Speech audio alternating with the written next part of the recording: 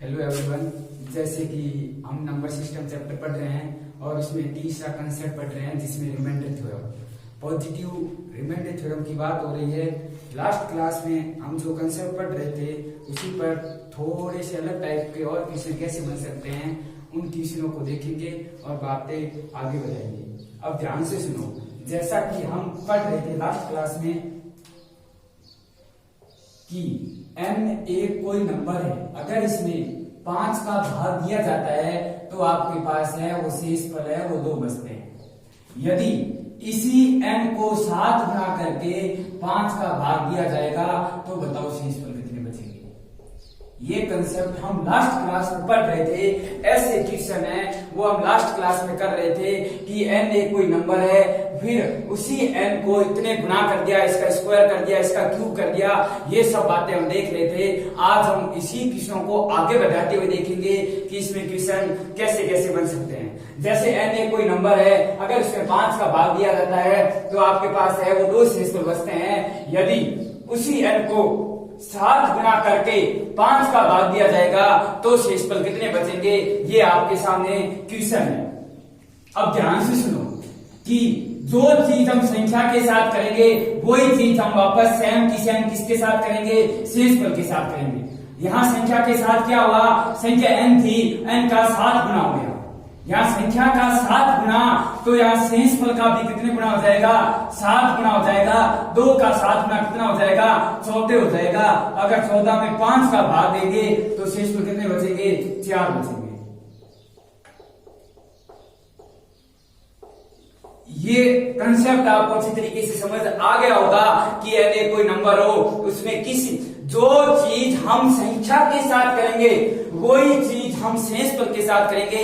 ये बात आप हमेशा याद रखना। जैसे मैंने एक क्वेश्चन दे दिया कि n1 एक नंबर है। क्या है, n1 एक नंबर है, अगर उसमें 44 का भाग दिया जाता है, अगर n1 एक नंबर है, अगर उसमें 44 का भाग दिया जाता है तो आपके पास है वो 11 शेष बचते हैं। अगर n2 में 44 का भाग दिया जाता है तो क्या हुआ, n1 एक नंबर है, अगर आप उसमें 11 का 44 का भाग दो तो आपके पास है वो 11 शेष बचते हैं। अगर n2 में 44 का भाग दिया जाता है तो आपके पास है वो 38 शेष बचते हैं। तो आप मेरे को ये बताओ कि n1 प्लस n2 में जब 44 का भाग दिया जाएगा तो शेषफल कितने बचेंगे। क्वेश्चन है कि n1 में अगर 44 का भाग दिया जाता है तो 11 शेषफल बचते हैं। अगर n2 में 44 का भाग दिया जाता है तो 38 शेषफल बचते हैं। और अगर n1 प्लस n2 इन दोनों संख्याओं को जोड़कर 44 का भाग दिया जाएगा तो शेषफल कितने बचेंगे। ये अब क्वेश्चन है आपके सामने। ध्यान से सुनो कि मैंने कहा था जो चीज हम संख्या के साथ करेंगे वही चीज सेम की सेम शेषफल के साथ करेंगे। अब ध्यान से सुनो कि संख्या के साथ क्या हुआ। यहां देखो कि संख्या के साथ क्या हुआ, दोनों संख्याएं आपस में प्लस हुई, दोनों संख्याएं आपस में प्लस हुई है तो आप दोनों शेषफल को भी आपस में प्लस कर दोगे। अगर 11 और 38 जोड़ोगे तो टोटल कितना बन जाएगा, टोटल आपके पास 49 बन जाएगा। इसके अंदर आप 44 का भाग दोगे तो आपके पास है वो 5 शेषफल बचेंगे।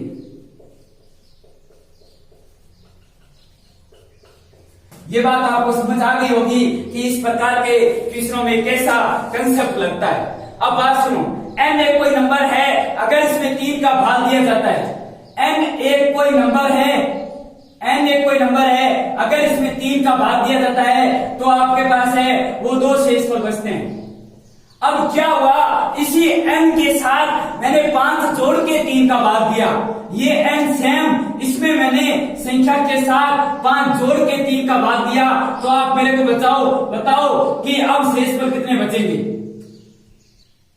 एक बात हमेशा ध्यान रखना, बार बार बोल रहा हूं कि जो चीज हम संख्या के साथ करेंगे वही चीज हम शेषफल के साथ करेंगे तो हमारा उत्तर कभी गलत नहीं आएगा, कभी गलत नहीं आएगा, हमेशा सही ही आएगा।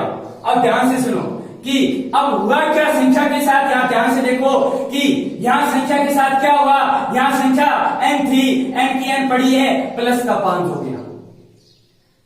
संख्या के साथ प्लस का 5, तो आप शेषफल के साथ भी प्लस का 5 कर दोगे, प्लस का 5 और 2 ये हो गए 7। आप 7 के अंदर 3 का भाग दोगे, जब 7 के अंदर 3 का भाग दोगे तो आपके पास शेषफल है वो 1 बचेगा।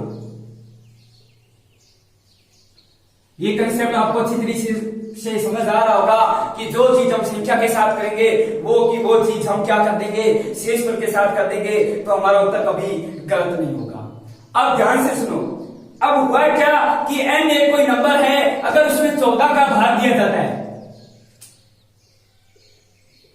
n एक कोई नंबर है, अगर उसमें 14 का भाग दिया जाता है तो आपके पास है वो 11 शेषफल बचते हैं। n एक कोई नंबर है, अगर उसमें 14 का भाग दिया जाता है तो सॉरी आपके पास है वो 9 शेषफल बचते हैं। अगर इसी n को n स्क्वायर करके 14 का भाग दिया जाएगा तो आप बताओ अब शेषफल कितने बचेंगे। सीधा सरल सा क्वेश्चन है कि जो चीज हम संख्या के साथ करेंगे वही चीज हम क्या करेंगे, शेषफल के साथ करेंगे। यहां क्या हुआ, संख्या का वर्ग हुआ तो आप यहां क्या करोगे, शेषफल का भी वर्ग कर दोगे। अगर 9 का वर्ग करोगे तो 81 हो जाएगा, जब 81 में 14 का भाग दोगे तो अब आप देखो कि शेषफल कितने बचेंगे। जब 81 में 14.70 होता है और आपके पास है वो 11 शेषफल बच गए। आपको ये कंसेप्ट अच्छी तरीके से समझ आ गया होगा कि जो चीज हम संख्या के साथ करेंगे वही चीज हम सेम किसके साथ कर देंगे, हम शेषफल के साथ कर देंगे। अब ध्यान से सुनो, अब एक नया क्वेश्चन इसी पर क्या है कि n एक कोई नंबर है, n एक कोई नंबर है, अगर आप उसमें 12 का भाग दो तो आपके पास है वो 5 शेषफल बचते हैं। n एक कोई नंबर है, अगर उसमें आप 12 का भाग दोगे तो आपके पास है वो 5 शेषफल बचते हैं। अब क्या हुआ कि इस n को मैंने ऐसे लिख दिया 8n स्क्वायर प्लस 7, इस n को मैंने ऐसे लिख दिया 8n स्क्वायर प्लस 7 में अगर आप 12 का भाग दोगे तो अब शेषफल कितने बचेंगे। ये थोड़ा सा इस कंसेप्ट से है इसके जैसा ही, पर थोड़ा सा कैलकुलेटिव क्वेश्चन है कि आप इस क्वेश्चन को भी सीधे कर सकते हो इस ट्रिक से। एक बात ध्यान रखना, जो चीज हमने संख्या के साथ कर दी वही चीज आप शेषफल के साथ कर दो। अब संख्या के साथ हमने क्या किया, पहले तो हमने संख्या का स्क्वायर किया, फिर इसको 8 से गुणा किया, फिर हमने उसमें 7 जोड़ा, तो आप वो की वो चीज आप शेषफल के साथ कर दो। आई मीन इसका मतलब ये हुआ कि आप इस 5 को इस n की जगह रख दो। जैसे यहाँ 9 था तो इस n की जगह रख दिया, यहाँ 2 था तो इस n की जगह 2 रख दिया, यहाँ 2 था तो यहाँ n की जगह 2 रख दिया, यहाँ n की जगह 11 था तो यहाँ दोनों का जोड़ हो रहा था, इस कारण हमने दोनों को जोड़ दिया। इसका मतलब सीधा सा होती है वैल्यू रखना।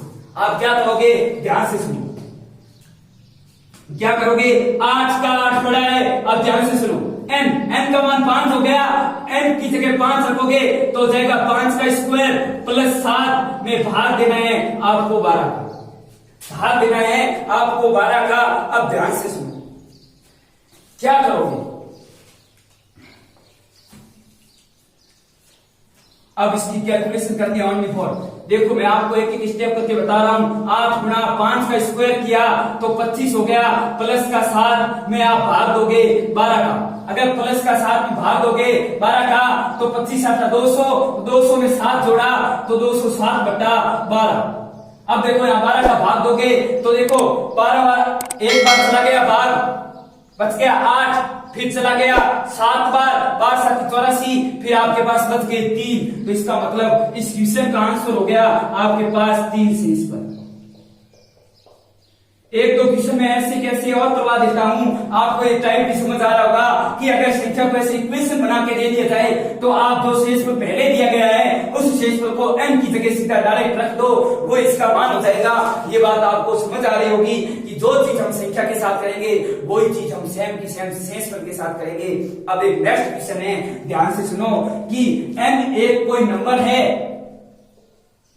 n एक कोई नंबर है, अगर आप उसमें 9 का भाग दो, n एक कोई नंबर है, अगर आप उसमें 9 का भाग दो तो आपके पास है वो 4 शेषफल बचते हैं।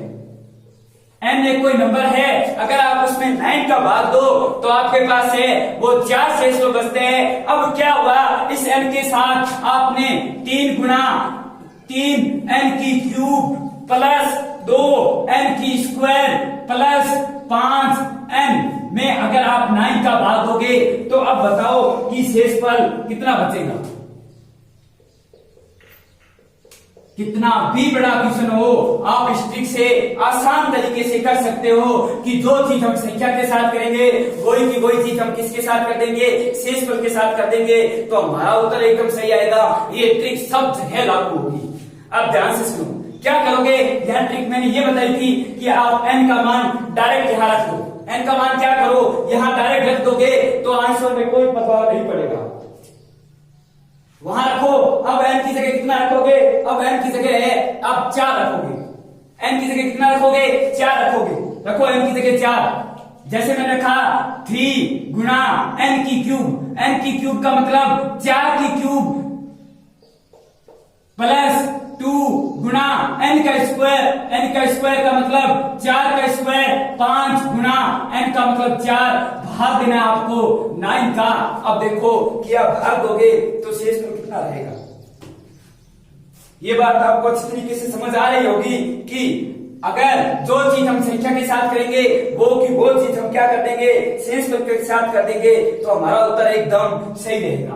अब ध्यान से देखो कि 3 गुना, अब हमें को कैलकुलेशन करनी है, 3 गुना 4 का क्यूब हो गया 64 प्लस 2 गुना 4 का स्क्वायर हो गया 16 प्लस 20 में भाग देना है 9 का।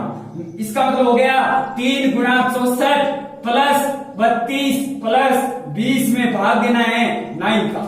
अब ध्यान से देखो कि आप, मैंने एक कंसेप्ट बताया था कि आप संख्याओं के साथ अलग अलग भाग दोगे तो भी शेषफल वही रहेगा, शेषफल में कोई परिवर्तन नहीं होगा। तो आप अगर 3 के अंदर 9 का भाग दोगे तो आपके पास शेषफल है वो 3 आएगा। अगर 64 के अंदर आप 9 का भाग दोगे तो 9 7 63 होते हैं, आपके पास शेषफल है वो 1 आएगा। अगर आप 32 में 9 का भाग दोगे, 9 3 27 होता है और 27 के बाद ये 5 आएगा शेषफल, और अगर आप 20 में 9 का भाग दोगे तो आपके पास है वो शेषफल 2 आएगा। बात समझ आ रही होगी। देखो अब मैंने वो आपको बताया था उस दिन इस कारण कंसेप्ट कि अगर संख्याओं के बीच में गुणा तो शेषफल को भी गुणा कर दो। 3 को 1 से गुणा करोगे तो आपके पास 3 शेषफल बचेंगे, यहाँ बीच में प्लस तो शेषफल बचा 5, यहाँ बीच में प्लस प्लस और शेषफल बचा 2। अब इसके अंदर देखो कि आप इन संख्याओं को जोड़ोगे तो 5 3 8, 8 और 2 10। अब बताओ, एक चीज मैंने और आपको ये बताई थी कि शेषफल का मान हमेशा भाजक से छोटा होता है। Remainder is less than always divisor. क्या होता है कि शेषफल का मान हमेशा भाजक से क्या होता है, छोटा होता है। अब देखो हम भाग 9 का दे रहे हैं, शेषफल 10 आ रहा है, ये बात एकदम गलत है। इस कारण आप एक बार और भाग दोगे तो आपके पास है वो 1 शेषफल आ जाएगा। ये इस क्वेश्चन का आंसर हो गया। ये सब के सब क्वेश्चन पीछे सीएचएसएल में या सीजन में पूछे हुए क्वेश्चन हैं। आपको अब समझ आ गए होंगे कि इन सब क्वेश्चनों को हम कैसे अटेंड करेंगे। अब ये कंसेप्ट खत्म हो गया आज। अब रिमाइंडर थ्योरम का हम अगला कंसेप्ट देखेंगे। इस क्वेश्चनों में हमें क्या ज्ञात करना होता था, शेषफल ज्ञात करना पड़ता था। एक संख्या दी जाती थी, दूसरे का शेषफल ज्ञात करना पड़ता था। भाजक का मान हमेशा दिया जाता था। अब क्या होगा कि आपको भाजक का मान ज्ञात करना पड़ेगा, बताना पड़ेगा कि आप भाग किसका दूं ताकि ये सब कंडीशन लगे।